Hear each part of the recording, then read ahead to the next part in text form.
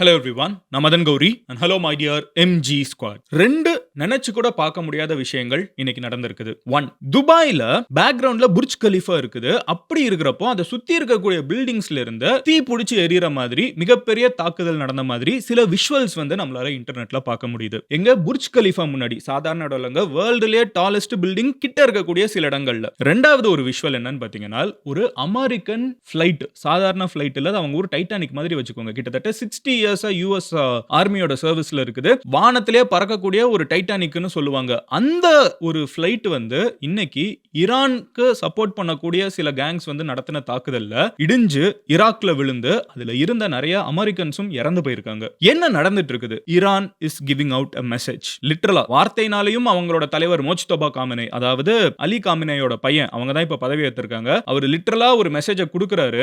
அதே மாதிரி இன்னொரு சைடு பாத்தீங்கன்னா இன்டைரக்டா இந்த மாதிரி மிகப்பெரிய தாக்குதல்களை பண்ணி உலகத்துக்கு ஒரு மெசேஜ். துபாயிலையும் அமெரிக்காவோட மிகப்பெரிய ஃபிளைட்டையும் கீழே தரையா கொண்டு வரதுங்கிறது சாதாரண விஷயம் கிடையாது. இருக்கிறதுலே மோஸ்ட் சொபிஸ்டிகேட்டட் டிஃபென்ஸ் கொண்ட ரெண்டு மிகப்பெரிய பவர்ஸ், ஒன்னு துபாயுமே இன்னைக்கு ஒரு மிகப்பெரிய சூப்பர் பவர் மாதிரி உருவாகிட்டு இருக்குது. அமெரிக்கா வேர்ல்டுலே பிக்கஸ்ட் சூப்பர் பவர். அவங்க ரெண்டு பேரோட மிகப்பெரிய ஸ்ட்ரக்சர்ஸை அடிச்சிருக்கிறதுக்கான காரணம் என்ன? இன்னைக்கு வீடியோல நான் உங்ககிட்ட டீடைலா சொல்ல போறேன். நம்ம ஊர்ல கேஸ் பிரச்சனை, பெட்ரோல் பிரச்சனைன்னு நம்மளுக்கு இருக்கக்கூடிய இன்னைக்கு டெய்லி பிரச்சனையில எல்லாத்துக்குமே ஆரம்ப புள்ளி இங்க இருந்து தான் வந்துட்டு இருக்குது. அதாவது இந்த மிடில் ஈஸ்ட்ல இருந்து தான் வந்துட்டு இருக்குது. என்ன நடந்துட்டு இருக்குது, இந்த போர் எவ்வளவு நாள் போகும், என்ன நடந்துட்டு இருக்குங்கிற எல்லா விஷயத்தையும் டீடைலா நீங்க பாக்குறதுக்கு முன்னாடி நீங்க நம்ம சேனலை சப்ஸ்கிரைப் பண்ணலனா சப்ஸ்கிரைப் பண்ணுங்க. அப்போனாதான் இந்த மாதிரி இந்த போர் மட்டும் இல்ல, வேர்ல்டு ஃபுல்லா என்ன நடந்துட்டு இருக்குங்கிற எல்லா விஷயத்தையும் டெய்லி 10 நிமிஷத்துல நான் வீடியோ அப்லோட் பண்ணி போஸ்ட் பண்ணிடுறேன். பட் அதை உங்ககிட்ட யூடியூப் வந்து காமிக்கணும் அப்படின்னு நினைச்சீங்கன்னா இந்த சேனலை சப்ஸ்கிரைப் பண்ணீங்கன்னா தான் அது முடியும். ஸோ சப்ஸ்கிரைப் பண்ணாதவங்க எம்ஜி ஸ்குவாட்ல சப்ஸ்கிரைப் பண்ணி ஜாயின் பண்ணுங்க. இப்போ என்ன நடந்துட்டு இருக்குங்கிறத சொல்ல ஆரம்பிச்சிடுறேன். முதல் விஷயம், துபாய் மேல நடந்த ஒரு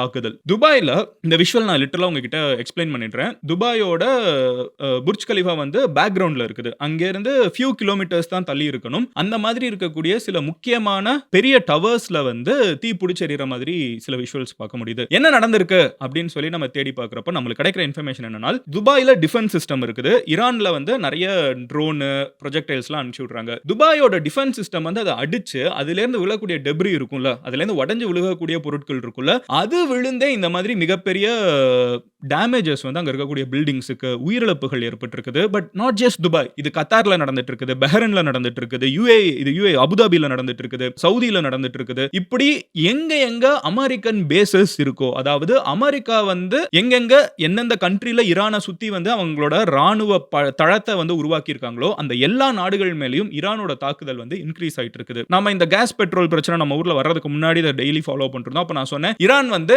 நாங்க இங்க சுத்தி இருக்கக்கூடிய அரபு கண்ட்ரிஸ் யாரையுமே தாக்க மாட்டோம், அன்லெஸ் அவங்க வந்து அமெரிக்காவுக்கு இந்த மாதிரி ஹெல்ப் பண்ணாம இருக்கிற வரைக்கும் நாங்க தாக்க மாட்டோம். நாங்க அது இன்டைரக்டா என்னன்னா இந்த சுத்தி இருக்கிற அரபு கண்ட்ரிஸ்க்கு ஒரு பிரஷர் கொடுக்கிற டாக்டிக்ஸ். நீங்க உங்ககிட்ட இருக்கிற அமெரிக்க தளங்கள் எல்லாத்தையும் வெளிய அனுப்புங்க அப்படின்னு சொல்றத வந்து ரொம்ப இன்டென்சிவா ஈரான் பண்ண ஆரம்பிச்சிருக்காங்க. ஈரான் வந்து இத ஒரு சைடு பண்ணிட்டு இருக்கிற அதே நேரத்துல இன்னொரு விஷயத்தை சட்டிலா பண்ணிருக்காங்க. அவங்களோட சப்போர்ட்டிங் குரூப்ஸ் இருக்கும்ல, அதாவது ஈரானுக்கு சப்போர்ட் பண்ணக்கூடிய குரூப்ஸ் இருப்பாங்கல்ல, அவங்க ஈரானுக்குள்ள மட்டும் இல்ல, ஈரானுக்கு வெளியே நிறைய இடத்துல இருக்காங்க. நீங்க ஆல்ரெடி பாத்தீங்கன்னா இந்த ஹமாஸ், ஹெஸ்போலா இந்த மாதிரி அமைப்புகள்லாம் இருக்குல்ல, தட் இஸ் காசால, லெபனான்ல, ஈராக்ல, இத சுத்தி வந்து அரப் கண்ட்ரியிலே வந்து நிறைய கண்ட்ரீஸ்க்குள்ள வந்து இந்த மாதிரி நிறைய குரூப்ஸ் இருக்குது. இப்போ அந்த குரூப் எல்லாம் சேர்ந்து அமெரிக்காவை அடிக்க ஆரம்பிச்சிட்டாங்க. நல்லா தெரிஞ்சுக்கோங்க, அரப்ல வந்து ஈரான் இருக்காங்க, நிறைய அரப் கண்ட்ரீஸ் இருக்குது. இந்த நிறைய அரப் கண்ட்ரீஸ்ல சில கண்ட்ரீஸ் வந்து அல்ட்ரா ரிச்சா இருக்காங்க, like Abu Dhabi, Dubai, Bahrain, Kuwait, Qatar, இவங்க எல்லாம் பயங்கர பணக்கார கண்ட்ரீஸ். இந்த கண்ட்ரீஸ் எல்லாத்துலயுமே வந்து அமெரிக்கன் பேசஸ் இருக்குது. அதே மாதிரி இன்னும் சில கண்ட்ரீஸ் இருக்காங்க,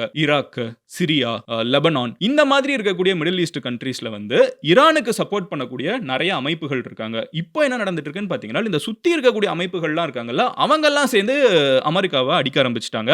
அதுல இன்னைக்கு ஒரு மிகப்பெரிய விஷயம் நடந்துட்டு இருக்குது. KC-135 ஸ்ட்ராட்டோ டேங்கர் அப்படின்னு சொல்லப்படக்கூடிய ஒரு பறந்துட்டு இருக்கக்கூடிய பெட்ரோல் பங்க்.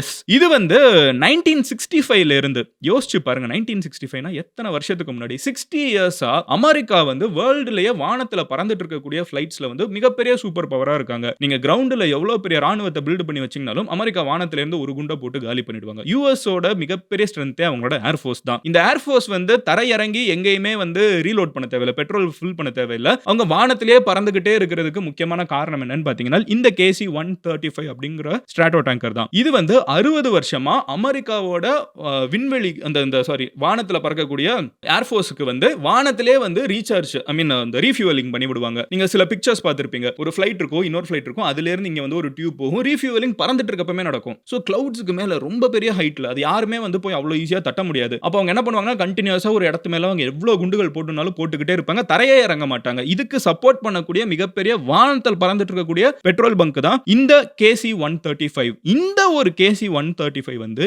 இன்னைக்கு few hoursக்கு முன்னாடி for the first time, இதுவரைக்கும் வரலாற்றில் இது நடந்ததே கிடையாது, for the first time KC-135 வந்து ஈராக்ல இடிஞ்சு விழுகுது. for the first time in human history. இது ஆரம்பிச்சதுல இருந்து 60 வருஷமா அது யாருமே தொட்டதே கிடையாது. இப்போ அது வந்து இடிஞ்சு விழுகுது. அதுல உள்ளுக்குள்ள இருந்த அமெரிக்கன்ஸ் வந்து நிறைய பேர் அதுல more than 50-60% இறந்துடுறாங்க. இன்னும் சில பேர் வந்து காணோம், அவங்களை எப்படியாவது காப்பாற்றணும் அப்படின்னு சொல்லிட்டு அதுக்கான சர்ச் ஆபரேஷன்ஸ் போயிட்டு இருக்குது. ஈராக்ல வந்து இடிஞ்சிடுறாங்க. இப்போ இது எதனால நடந்திருக்குன்னு அமெரிக்கா சொல்றாங்கன்னா இன்னொரு ஒரு KC-135 இது கிட்ட பறந்துட்டு இருந்துச்சு. அந்த ரெண்டு ஃளைட்டுக்கும் நடுவுல நடந்த ஒரு மிஷாப்ல தான் இந்த ஒரு இது வந்து கீழே விழுந்துருச்சு, இன்னொன்னு சேஃபா எங்க கிட்ட வந்துருச்சு அப்படின்னு யுஎஸ் சொல்றாங்க. ஆனா இந்த ஈராக்ல இருக்கக்கூடிய சில குரூப்ஸ் இருப்பாங்கல்ல, ஈரானுக்கு சப்போர்ட்டா யுஎஸ் அடிக்கிறவங்க, அவங்க என்ன சொல்றாங்கன்னா நாங்க தான் அதை தகர்த்து கீழே கொண்டு வந்தோம், எங்களால தான் இது பண்ண முடிஞ்சிச்சு, அமெரிக்கா வந்து இந்த இடத்தை விட்டே கிளம்பணும், மிடில் ஈஸ்ட் விட்டே கிளம்பணும், அது வரைக்கும் அமெரிக்கா இந்த மாதிரி ஒரு பெரிய விலையை கொடுத்துட்டு இருக்குன்னு சொல்றாங்க. இது வரைக்கும் எந்த கண்ட்ரினாலையுமே வந்து இந்த KC-135 தொட முடியல. இங்க இருக்கக்கூடிய குரூப்ஸ் வந்து இதை பண்ணாங்களான்னு நம்மளுக்கு தெரியாது. பட் அவங்களோட கிளைம் அதான் இருக்குது. அவங்களோட இன்டென்ஷன் தெளிவா நம்மளுக்கு தெரியுறது என்னன்னு பாத்தீங்கன்னா அமெரிக்கன் அசெட் எதா இருந்தாலுமே நாங்க அதை கீழே கொண்டு வருவோம்,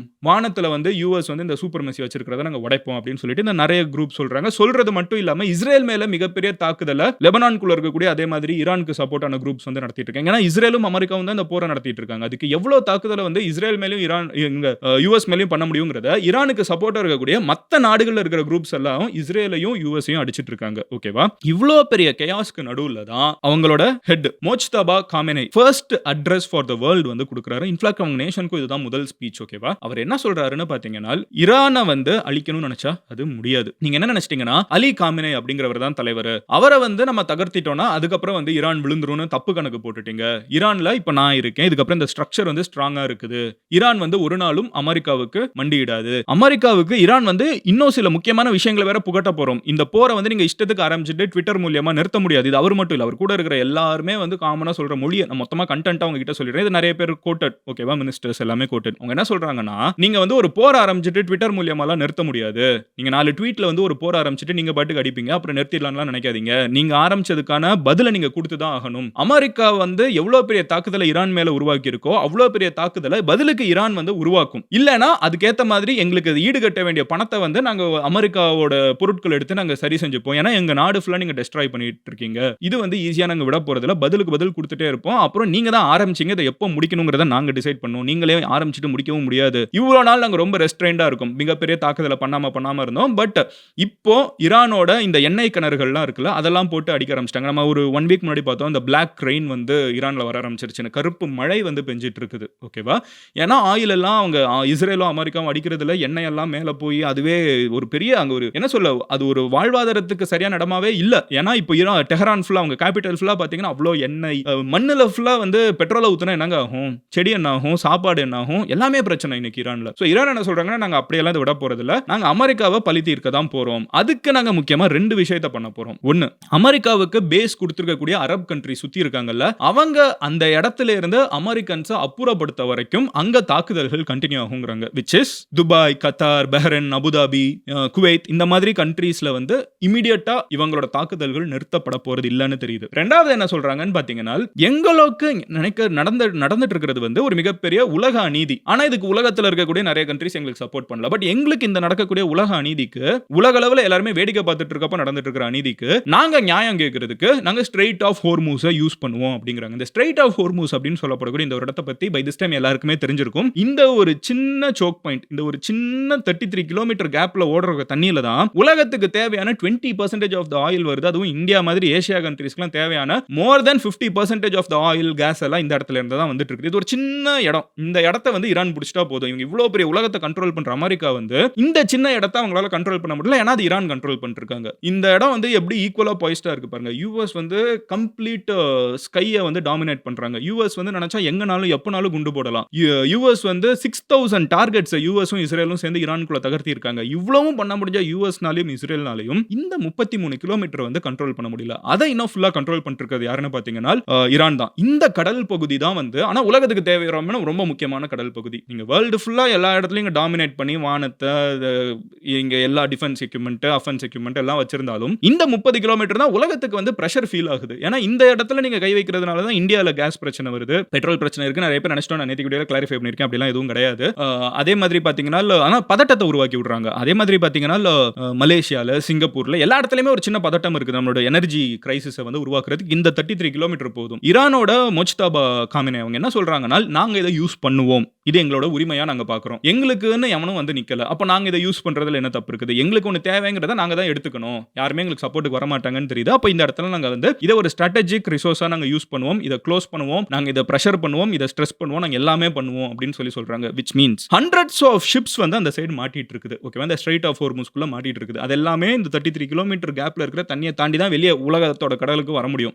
எல்லாமே இந்த சைடு மாட்டிட்டு இருக்குது. இங்கே நீங்க வர்றதுக்கு நாங்க தான் விடணும், நாங்க இந்த இடத்தை விடாம கண்ட்ரோல் பண்ணுவோம், நாங்க பிரஷர் பண்ணுவோம் அப்படின்னு சொல்லி மொஜ்தபா ஓப்பனா டிக்ளேர் பண்றாங்க. இந்த ரெண்டு பாயிண்ட், ஒன்னு என்ன சொல்றாங்க, அமெரிக்கன் ஃபோர்சஸ் வந்து சுத்தி இருக்கக்கூடிய எல்லா அரப் பேஸ்ல இருந்தும் கிளம்பி திரும்பி போகணும். ரெண்டாவது என்ன, அதுக்கு தேவையான பிரஷரை நாங்க அரப் கண்ட்ரீஸ் மேலேயும் தாக்குதலா கொடுப்போம், இன்னொன்னு ஸ்ட்ரைட் ஆஃப் ஹோர்முஸையுமே வந்து நாங்க நிறுக்குவோம். அப்போ வேர்ல்டுல இருக்கிறவங்க, சோ ஈரானோட கால்குலேஷன் ரொம்ப சிம்பிள், ஸ்ட்ரைட் ஃபார்வர்ட், இங்க அடிச்சா அங்க வலிக்கும் அப்படின்னு சொல்ற மாதிரி தான். இந்த இடத்தை நாங்க பிரஷர் பண்ண வேர்ல்டுல இருக்கக்கூடிய நிறைய கண்ட்ரீஸ் வந்து பயப்பட ஆரம்பிப்பாங்க. அவங்களோட எனர்ஜி கிரைசிஸ் வரும். இப்போ இந்தியாவுக்கு வந்து இப்படி ஒரு பிரச்சனை வருதுல, கேஸ் வந்து என்ன ஆகும், இன்னைக்கே இந்தியன் கவர்மெண்ட்ல அட்ரஸ் பண்றப்போ it is a point of கன்சர்ன்ங்கறத வந்து ஒத்துக்குறாங்க. பெட்ரோல் டீசல் நம்ம கிட்ட இருக்குது, பட் எல்பிஜில பிரச்சனை இருக்குது. LPG is a point of concern அப்படின்னு சொல்றாங்க.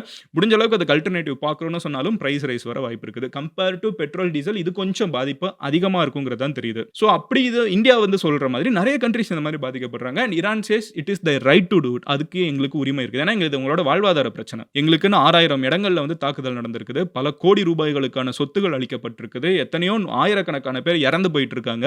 அப்ப எங்களோட சர்வைவலுக்கு நாங்க இதெல்லாம் பண்ணுவோம், இது எங்களோட தார்மீக உரிமையா நாங்க பார்க்கிறோம் அப்படின்னு சொல்லிட்டு மொஜ்தபா வந்து பேசியிருக்காங்க. இதெல்லாம் ஈரான் சைடுல, ஈரானோட game plan simple, strait of ஹோர்முஸையும் சுத்தி இருக்கக்கூடிய மிடில் ஈஸ்ட்ல இருக்கக்கூடிய மற்ற அரப் கண்ட்ரீஸையுமே வந்து அவங்க யூஸ் பண்ண போறாங்க. அதை யூஸ் பண்ணி தான் நாங்க வந்து அமெரிக்காவை இந்த இடத்துல ஃபேஸ் பண்ண போறோம் அப்படின்னு ஈரான் டிக்ளேர் பண்ணிட்டாங்க. அப்போ அமெரிக்கா என்ன சொல்லிட்டு இருக்காங்க, ஓகே இது ஃபுல்லாவே வந்து ஈரானோட பாயிண்ட் ஆஃப் வியூ. அமெரிக்காவோட பாயிண்ட் ஆஃப் வியூ என்னன்னா, ட்ரம்ப் வந்து ஆல்ரெடி இந்த போரை நம்ம ஜெயிச்சிட்டோம் அப்படின்னு வந்து அமெரிக்கா மக்கள் கிட்ட ட்ரம்ப் சொல்றாரு. அது கூடவே ட்ரம்ப் என்ன சொல்றாருன்னு பாத்தீங்கன்னா, ஈரான் வந்து டெஸ்பரேட்டா இருக்காங்க, அவங்களோட லாஸ்ட் டிச் எஃபர்ட் இது, அவங்க லாஸ்ட் மொமெண்ட்ஸ்ல வந்து அவங்க கிட்ட இருக்கக்கூடிய எல்லா சக்தியும் யூஸ் பண்ணி எல்லா தாக்குதலையும் பண்ணிட்டு இருக்காங்க. அமெரிக்கன் டேங்கர்ஸ் வந்து கண்டினியூஸா இந்த ஆயில் எல்லாம் கொண்டு போகக்கூடிய டேங்கர்ஸ் மேல எல்லாம் தாக்குதல் நடந்துட்டே இருக்குது. மிகப்பெரிய தாக்குதல் அவங்களோட கடைசி டிச் எஃபர்ட்டை போட்டுட்டு இருக்காங்க. இன்னும் கொஞ்ச நாள்ல அவங்க கிட்ட இருக்கிற மிசைல், அவங்களோட டிஃபென்ஸ் எல்லாமே காலி ஆயிடும். இப்பமே ஈரானோட வானத்தை வந்து கம்ப்ளீட்டா அமெரிக்கா தான் கண்ட்ரோல் பண்ணிட்டு இருக்குது. சோ நம்ம வந்து இன்னும் கொஞ்ச நாள், இன்னைக்கு night, that is Friday night, இன்னைக்கு நைட்டை வந்து ட்ரம்ப் என்ன சொல்றாருன்னு பாத்தீங்கன்னா, இருக்கிறதுலே மறக்க முடியாத ஒரு ராத்திரியா ஈரானுக்கு அமைய போகுது. அவங்க வந்து தேவையில்லாம நம்மள ரொம்ப கை வச்சுட்டாங்க, நம்ம பதிலுக்கு அடிக்கிறதுல இன்னைக்கு ராத்திரி, தட் இஸ் 13th மார்ச், நாளைக்கு தான் நம்மளுக்கு என்ன நடக்குதுன்னு தெரியும். ட்ரம்ப் சொல்றாரு, ஈரான்னால மறக்க முடியாத அளவுக்கு ஒரு மிகப்பெரிய ராத்திரியா வந்து இருக்க போகுது. அமெரிக்கா வந்து அதுக்கு அவங்க வச்சிருக்கிற பேர் என்னன்னு பாத்தீங்கன்னா எபிக் ஃபியூரி. அதுக்கு அர்த்தம் ஈஸியா புரிஞ்சிருக்கும்னு நினைக்கிறேன், வரலாறு காணாத அளவுக்கு மிகப்பெரிய கோபம் அப்படின்னு அர்த்தம். அதை வந்து நாங்க காமிக்க போறோம் அப்படின்னு சொல்லிட்டு ட்ரம்ப் வந்து யூசுவல் ட்ரம்பியன் மெத்தட்ஸ்ல வந்து பேசிட்டு இருக்காரு. எக்ஸ்பர்ட்ஸ்லாம் என்ன சொல்றாங்கன்னு பாத்தீங்கன்னா ஒரு விஷயம் கிளியரா இருக்குது, எனக்கும் ஸ்ட்ராங்கா அதுதான் தோணுது. ட்ரம்ப் இவ்வளோ பெருசா ஈரான் திருப்பி எதிர்த்து நிப்பாங்கிறத எதிர்பார்க்கல. ஏன்னா அவங்க ஸ்டார்டிங்லேயே ஒரு அடி அடிச்சுட்டு திரும்பி போயிடலான்றதான் யூஎஸோட பிளானா இருந்திருக்கும். ஸ்ட்ரைட் ஆஃப் ஹோர்முஸ் அடிப்பாங்களோ, சுத்தி இருக்கிற அரப் கண்ட்ரிஸ் இவ்வளோ தாக்குதலுக்குள்ள வரும்னோ ட்ரம்ப் எதிர்பார்க்கல. ஏன்னா 50,000 ட்ரூப்ஸை வந்து ஈரான் அடிக்க ஆரம்பிச்சதுக்கு அப்புறம் வந்து இறக்குறாங்க. ஈரான் இவ்வளவு பெரிய தாக்குதல் பண்ணதுக்கு அப்புறம் தான் இன்னும் நிறைய ஃபிளைட்ஸையும் ஜெட்டையும் ஷிப்ஸையும் வந்து அமெரிக்கால இருந்து கொண்டு வராங்க. அப்போ ஸ்டார்டிங்ல அவங்க இவ்வளவு பெருசு எதிர்பார்க்கல. ஈரான் வந்து இவ்வளவு அடிச்சதுக்கு அப்புறம் இன்னும் அவங்க ரெடியாகி கொண்டு வந்துட்டு இருக்காங்களே தவிர US did not expect Iran's strength like this. இது நிறைய அமெரிக்காக்குள்ளே ஆனால் என்ன ஆரம்பிக்குதுன்னு பார்த்தீங்கன்னா, இது நம்ம போரே கிடையாது, இஸ்ரேலுக்கும் ஈரானுக்கும் சண்டை, நம்ம ஏன் நம்மளோட ஆட்களை உள்ள போய் இறக்கி விட்டு அமெரிக்கன்ஸ் அத்தனை பேர் இறந்துட்டு இருக்காங்க, அமெரிக்கன்ஸ் அத்தனை பேர் காயப்பட்டு இருக்காங்க, ஏன் இதெல்லாம் நடந்துட்டு இருக்கு, அது போக நம்மளுக்கு செலவு பில்லியன்ஸ் ஆஃப் டாலர்ஸ் வந்து அமெரிக்கா இழந்துட்டு இருக்குது. நம்ம ஏன் இப்படி இழந்துட்டு இருக்கணும்? இந்த போரே வேணாம் அப்படின்னு சொல்ற குரல் வந்து அமெரிக்காக்குள்ள உருவாகிட்டு இருக்கு. ஏன்னா இது நம்ம போரே கிடையாது. இது சம்பந்தமே இல்லாம இஸ்ரேலுக்கும் ஈரானுக்கும் நடக்கிற போர்ல நம்ம ஏன் உள்ளுக்குள்ள போய் இஸ்ரேலுக்கு இவ்ளோ பண்ணணுங்கிற கேள்விகள் வந்து யுஎஸ்குள்ள இன்கிரீஸ் ஆயிட்டு இருக்குது. சோ ஓவரால் இதுதான் மிடில் ஈஸ்ட்ல நடந்துட்டு இருக்குது. முடிஞ்ச அளவுக்கு சிம்பிளிஃபைடா சொல்லியிருக்கேன்னு நினைக்கிறேன். உங்க ஃப்ரெண்ட்ஸ் யாருக்காவது என்ன நடந்துட்டு இருக்குங்கிறத ஈஸியா சிம்பிளா புரியணும்னு நினைச்சீங்கன்னா அவங்க கிட்ட இந்த வீடியோவை ஷேர் பண்ணுங்க. இந்தியால பெட்ரோல் டீசல் பிரச்சனை கிடையாது. இந்தியால வந்து எல்பிஜி மேபி கொஞ்சம் ஷார்ட்டேஜ் ஆகலாம். அதையும் நாங்க வந்து முடிஞ்ச அளவுக்கு சார்ட் பண்ண பார்த்துட்டு இருக்கோங்கிறத வந்து இந்தியன் கவர்மெண்ட் அஷூரன்ஸ் கொடுத்திருக்காங்க. பட் பெட்ரோல் டீசல் பொறுத்த அளவுக்கு பயம் தேவையில்லை. இதை நான் நேற்றுக்கு தனியாவே ஒரு ஃபுல் வீடியோ போட்டேன். நான் வந்து இன்ஸ்டாகிராம்ல ஒரு ரீல் போட்டேன். இருந்தாலும் நான் இதை மறுபடியும் சொல்றேன். ஏன்னா இன்னைக்கும் நான் பார்க்குறேன் நிறைய இடத்துல வந்து பெட்ரோல் பங்க் இருக்குன்னா ஒரு கிலோமீட்டருக்கு லைன் நிக்குது கார்ஸா சென்னையில். அவ்வளோ யோசிக்க தேவையில்லை. Things are under control in terms of petrol and diesel. LPG அதுவுமே கவர்மெண்ட் முடிஞ்ச அளவுக்கு சால்வ் பண்ணுவோன்னு இருக்காங்க. அதுவும் கமர்ஷியலுக்கு தான் பிரச்சனையே தவிர வீட்டுக்கு வர எல்பிஜி கேஸ் வந்து கரெக்டாக தான் வந்துட்டு இருக்குது. வருங்கிற அஷூரன்ஸையும் கொடுத்துருக்காங்க. உங்க ஃப்ரெண்ட்ஸ் யாருக்கும் எஸ்பெஷலி உங்க ஃபேமிலியில் யாருக்கு இந்த வீடியோ தேவைன்னு நினைக்கிறீங்களோ அவங்க கிட்ட ஷேர் பண்ணுங்க. நிறைய பேர் கிச்சனில் பிரச்சனை நினைச்சிட்டு அது ஒரு சின்ன பிரச்சனை நினைக்கிறோம். இது ஒரு குளோபல் இஷ்யூங்கிறதும் நிறைய பேருக்கு தெரியணும். So share maximum. நீங்க இந்த மாதிரி நாளைக்கு என்ன நடக்குது நாளை கழிச்சு நடக்குதுங்கிறதையும் நீங்க வேர்ல்டு ஃபுல்லாக என்ன நடக்குங்கிறத அப்டேட்டா இருக்கிறதுக்கு இந்த சேனலை சப்ஸ்கிரைப் பண்ணி எம்ஜி ஸ்குவாட்ல சேருங்க. இங்க நான் பேசுறது 50% மீதி 50% நீங்க தான். இங்க கமெண்ட் செக்ஷன்ல இருக்கக்கூடிய டிஸ்கஷன் நான் பேசுறதை விட ரொம்ப எக்ஸைட்டிங்கான கமெண்ட்ஸையும் நிறைய ஆக்கப்பூர்வமான சிந்தனைகள் ரொம்ப ரேரான பாயிண்ட்ஸ் எல்லாம் வந்து கமெண்ட் செக்ஷன்ல என்னால் பார்க்க முடியுது. I am so proud of you squad. Keep that going. So உங்க ஃப்ரெண்ட்ஸ் யார் இருந்தாலும் அவங்களையும் ஸ்குவாட்ல சேர்த்து விடுங்க. I'll see you tomorrow. Love you all. Take care. Bye. Cheers MGs.